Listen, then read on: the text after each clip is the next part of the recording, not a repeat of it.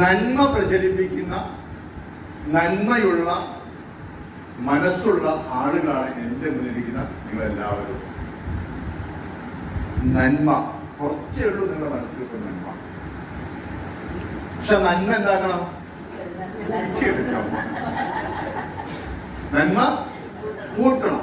ഈ നന്മ കൂട്ടാൻ എന്ത് ചെയ്താൽ മതി? ആസ്യമിന്റെ മീറ്റിങ്ങുകൾ അറ്റൻഡ് ചെയ്താൽ ഈ നന്മ കൂടിക്കൂടി വരും. നന്മ കൂടുമ്പോൾ ഈ തലയിൽ വെക്കാൻ പറ്റില്ല. നമുക്ക് എന്താക്കാൻ വേണ്ടി പറ്റും? അത് തലയിൽ എവിടെയെങ്കിലും ഇറക്കി വെച്ചേ പറ്റും. അതാണ് ആരോടെങ്കിലും നന്മ പറയാ.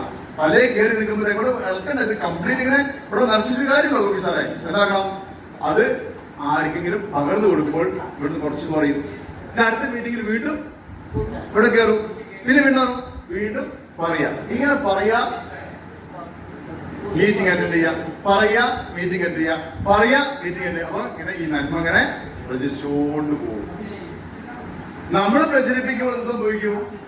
നമ്മുടെ പുറകിലും പ്രചരിപ്പിക്കുന്ന ആൾക്കാർ ഇങ്ങനെ പ്രചാരകരായിട്ട് വരും, പതിയെ വരും. അവരും പ്രചരിപ്പിക്കും. അതിന്റെ ബാക്കിലുള്ള അതിങ്ങനെ ആ ക്യൂ ഇങ്ങനെ വന്നുകൊണ്ടേയിരിക്കും. 20 കൊല്ലം 25 കൊല്ലമായിട്ട് ആ നന്മ ഇന്ത്യയിൽ ഇങ്ങനെ പ്രചരണം നടന്നുകൊണ്ടിരിക്കുകയാണ്.